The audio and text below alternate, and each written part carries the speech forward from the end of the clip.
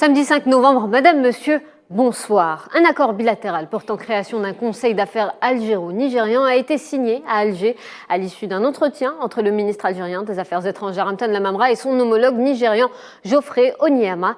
Onyeama, qui effectue une visite de travail en Algérie, s'est félicité de l'excellente relation entre Alger et Abuja, soulignant une convergence de vues sur presque tous les sujets.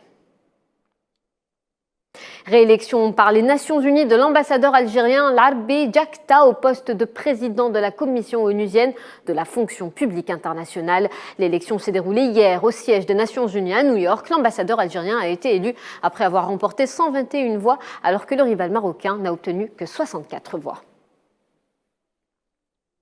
Au Maroc, plus de 2 millions de pilules de psychotropes ont été saisies. La cargaison était dissimulée à l'intérieur d'un conteneur de marchandises à bord d'un navire de transport maritime battant pavillon d'un pays européen en provenance du Liban vers l'Afrique de l'Ouest.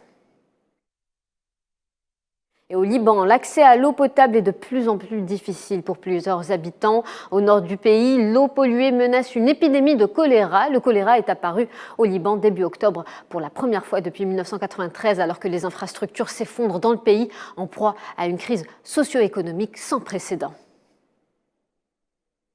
Au Tchad, le Premier ministre Saleh Kebzabo présente le programme de son gouvernement après avoir été nommé en octobre dernier. Son programme politique présenté au Conseil national de la transition prévoit des élections générales au plus tard fin 2024.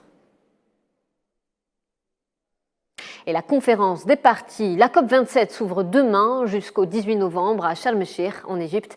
La présidence égyptienne vise une transition juste et reprend les mots d'ordre du pacte de Glasgow initié lors de la COP26, adaptation, atténuation, finance et collaboration.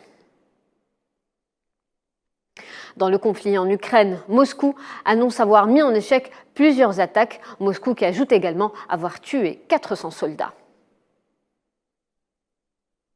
Les États-Unis ont annoncé un nouveau programme d'aide militaire d'une valeur de 400 millions de dollars à l'Ukraine dans le cadre de la contre-offensive de Kiev contre les forces russes.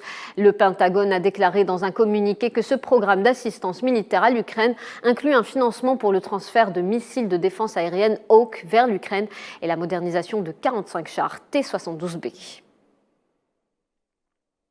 En Europe, la grogne sociale gagne plusieurs capitales. Une enquête réalisée dans 5 pays de l'Union européenne et au Royaume-Uni dresse le portrait de la pauvreté et de la précarité sur le vieux continent.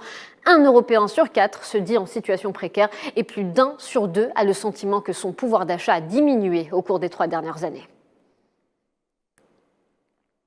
Visite du chancelier allemand Olaf Scholz à Pékin. Il a rencontré le Premier ministre chinois Li Keqiang, le Premier ministre chinois qui appelle à la stabilité des marchés internationaux de l'alimentation et de l'énergie, affirmant que l'instabilité serait une menace énorme pour l'économie mondiale. Dans la péninsule coréenne, des bombardiers lourds supersoniques américains B-1B et des avions à réaction F-35 ont pris part à des exercices aériens conjoints avec la Corée du Sud, des exercices appelés Vigilant Storm. Ils étaient initialement prévus jusqu'à vendredi et ont été prolongés jusqu'à ce samedi après la multiplication par la Corée du Nord des tirs de missiles ces derniers jours. En Malaisie, Mahathir Mohamad, politicien presque centenaire, dépose sa candidature alors que la campagne pour les prochaines élections générales a commencé. Le Premier ministre Ismail Sabri Yaakob a organisé des élections 10 mois plus tôt que prévu.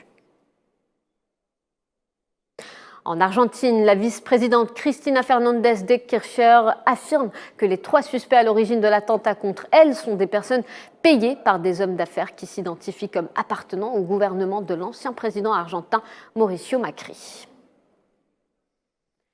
Enfin, au Venezuela, 7 personnes ont perdu la vie dans d'intenses précipitations à l'est du pays. Les rues sont couvertes de boue et de débris à Puerto La Cruz après que des glissements de terrain et des inondations ont balayé la ville vénézuélienne.